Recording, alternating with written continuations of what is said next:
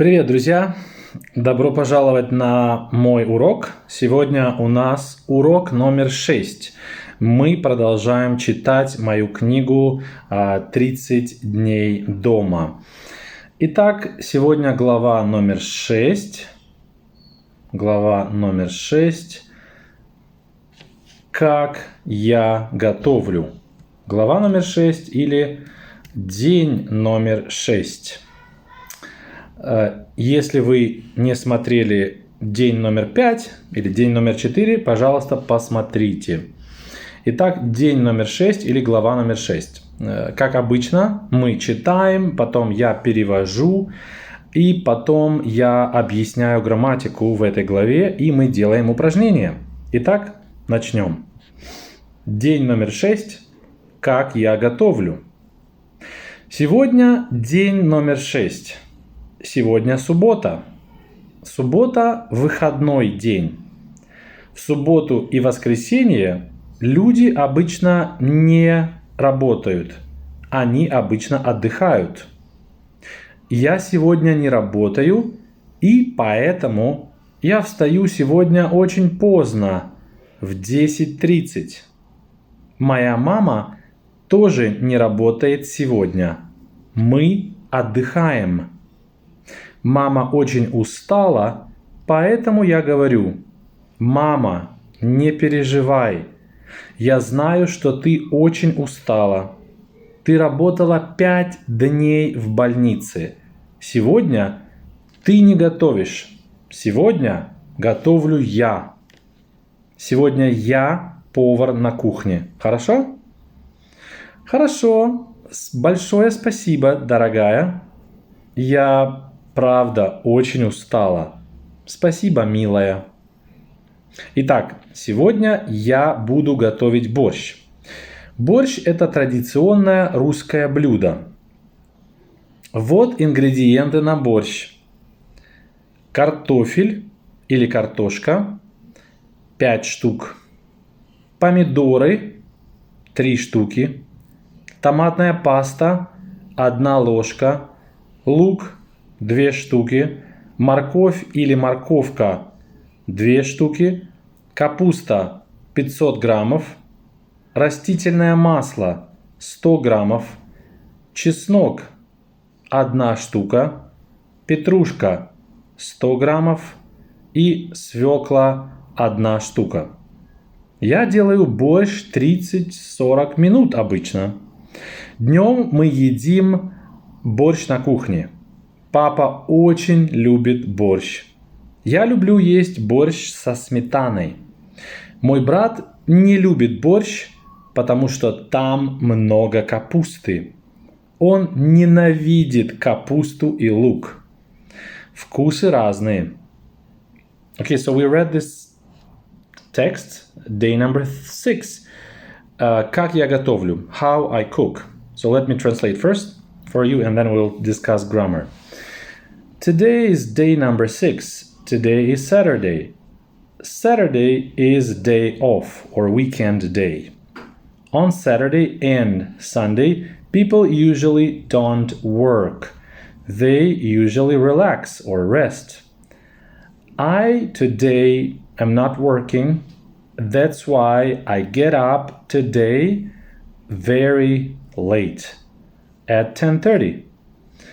My mom also doesn't work today. We relax, we rest. Our mom or my mom, you see in Russian we don't say my mom, we just say mama. If it's my mom, it's clear it's my mom, so we don't have to say my mom. So my mom is very tired, that's why I say, Mama, don't worry. I know that you are very tired. You have been working, or like you worked 5 days at the hospital. Today you are not cooking. Today I am cooking. Today I'm the chef in the kitchen. All right? All right. Thank you very much, darling. I'm really very tired. Thank you, honey. Mila is like honey or cutie or cute. So we can say it to people we love, to the ladies. So today I will be cooking borscht. Borscht is a traditional Russian meal. Here are ingredients for borscht. Potato, or in Russian kartoffel more formal, kartoshka less formal, but it's potato, 5 pieces. Tomato, 3 pieces. Tomato paste, 1 spoon. Onion, 2 pieces. Carrot, 2 pieces. Cabbage, 500 grams. Sunflower oil, растительное, literally like plant oil. Sunflower oil, 100 grams. Garlic, 1 piece. Parsley, 100 grams. And beetroot, 1 piece. So I'm making borscht for 30-40 minutes usually. In the afternoon we have lunch, or we eat borscht in the kitchen.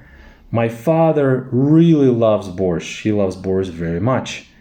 I love to eat borscht with sour cream.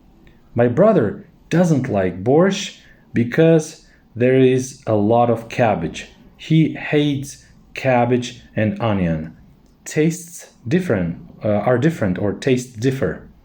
Okay, this is the story or translation of chapter 6. And now we're going to go and discuss grammar. So as you can see here, we don't have many colors here, but the red is prevailing here. That's because we have a lot of numbers, and you have to remember that numbers require genitive case. So let's start with genitive, because this is the prevailing case in this chapter. So starting with this one, 5 дней в больнице, 5 days in a week. So 5 дней is genitive plural, so день singular, дня singular, genitive singular, and дней is genitive plural because number 5. With numbers, it's a very difficult story of how we are talking, how we're using cases.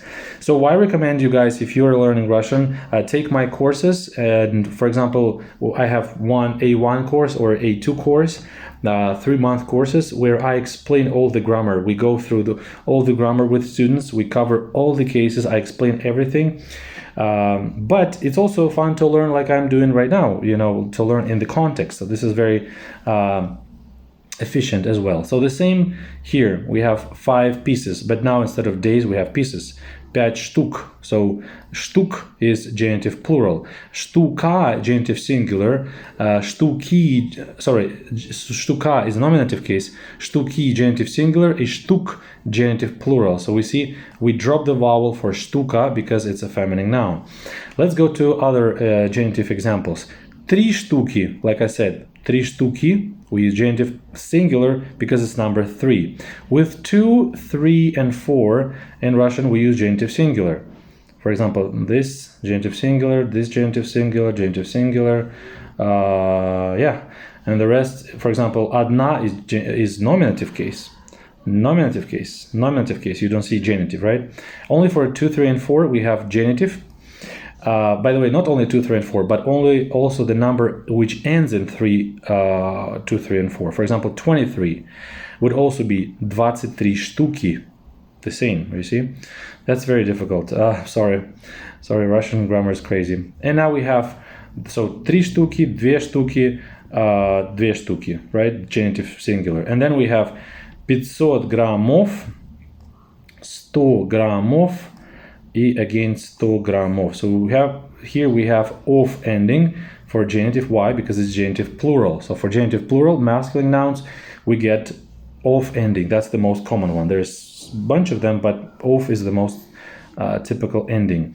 Then we have 40 minutes, 40 minut. That's also genitive plural because 40 is more than 4, right? And it doesn't end in 1, 2, 3, or 4. So that's genitive plural. And we use minut form. Why? Because it's minuta is feminine noun, so we have to drop the last vowel. And the last example of genitive, this is много капусты, a lot of cabbage. By the way, this is an interesting example because, for instance, if you say something else, let's say много книг, a lot of books. If you use много книг, you would use genitive plural with книг. but with kapusta, you're using genitive singular. Why? That is because много should always be used with genitive plural. But because kapusta is an uncountable noun, kapusta is cabbage. So whenever we talk about, vegetables, fruits, or maybe some grains that you can't count rather than by weighing them, you have to use genitive singular because it's uncountable nouns. So this is the genitive. Genitive is prevailing in this chapter. Let's go to second case. We have, I think, accusative case, the green one, more common here. For example, on Saturday, on Sunday, people usually don't work. So you see, в субботу or в воскресенье, that's accusative case. But воскресенье doesn't change, but суббота changes its ending. Why? We have to memorize that with days of the week, when you say on Monday, on Tuesday, on Wednesday, you have to use accusative. For example, в среду, on Wednesday, в пятницу, on Friday, в субботу, on Saturday. But other don't change because it's accusative masculine nouns like во вторник or в понедельник. You see, these endings don't change in accusative. All right, now we have я буду готовить борщ. I will cook борщ. So this is direct object. That's why борщ is used in accusative, but it doesn't change because борщ is a masculine noun. Masculine noun singular, they don't change in accusative.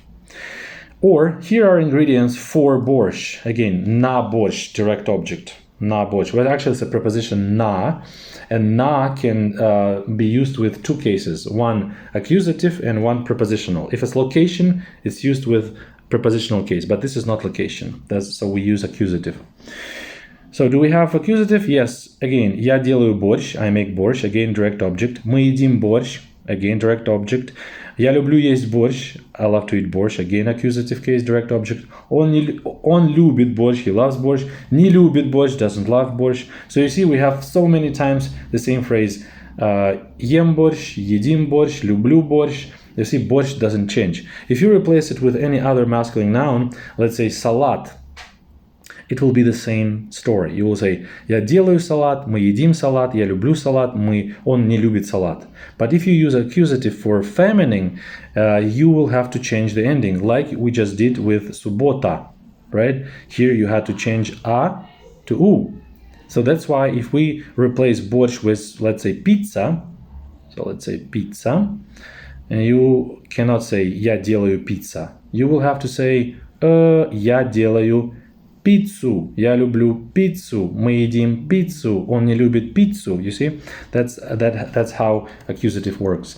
And the last example with accusative, he hates cabbage and onion. You see, cabbage, kapusta becomes kapustу because it's feminine noun, but look doesn't change.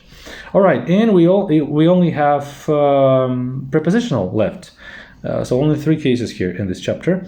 Prepositional we usually mark with orange color. So в больнице, in a hospital location. Where? In the hospital, в больнице. На кухне, in the kitchen.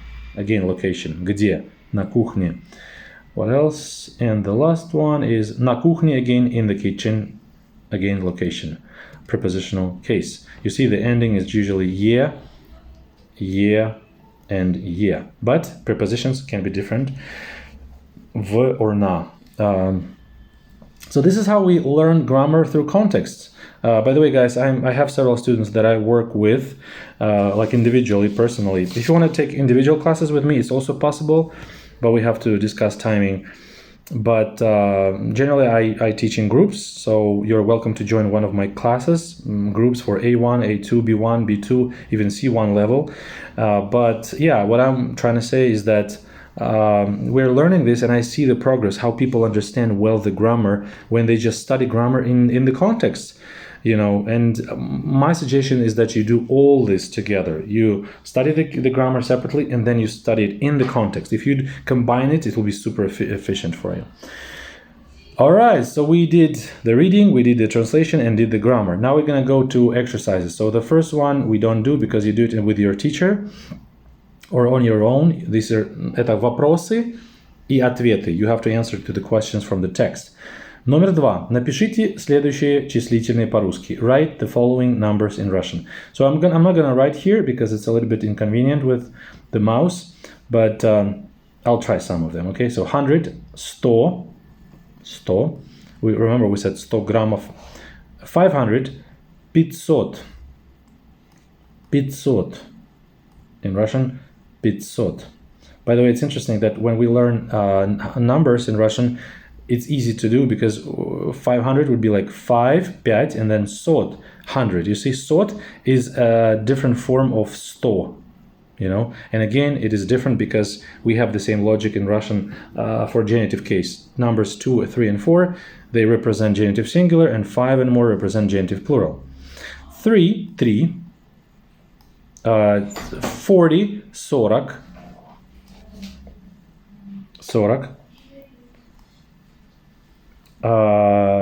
30, 30. 30. And 5 is 5. 5. Well, that's very easy because I'm sure you know these numbers, but it's good that we repeat the ones we've learned through the text. And the last one is add 2 words for each column. Добавьте по 2 слова в каждый столбик. Это овощи, а это другие продукты. Например, овощи, картошка, лук и морковь. Да? Например, это популярные овощи. Я люблю морковь и картошку, но я не очень люблю лук. Но я ем все. А вы любите лук или нет?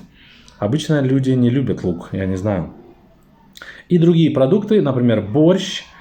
Что еще было?